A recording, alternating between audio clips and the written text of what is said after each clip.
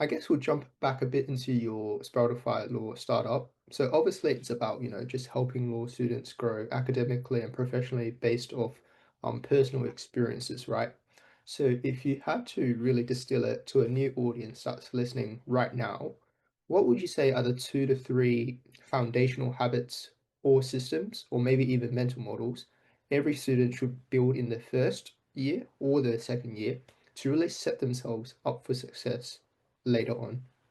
Yeah, absolutely. I'll touch on like some of the foundational, I guess, baseline habits that are pretty straightforward, but then I'll sort of touch on a bit more about characteristics or traits that I feel like really take the next step forward. So obviously, as a first or second year, I think the habits you would build are pretty straightforward that you've learned in high school, like study habits, being reflective in your learning, like reflecting why you did poorly in one exam and improve that for the next one. So obviously, yeah, marks are important in your first, second year for you to be able to get that first paralegal position. But I also do think that one key characteristic that I think is quite important is ambition and initiative. So the reason why is because in the law and in many other industries like business, finance, etc., obviously academics will only get you so far. You need to learn how to, take on different opportunities, back yourself, and also build relationships with people.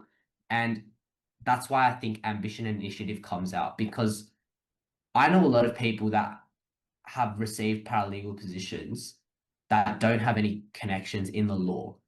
And it's not difficult. It's simply because they were willing to put in a bit more effort than other people, right? They emailed a lot of people, they emailed a lot of firms, they cold called a lot of firms, they reached out to people in older years to ask about how they did it, right? And these sorts of things, they're not hard, right?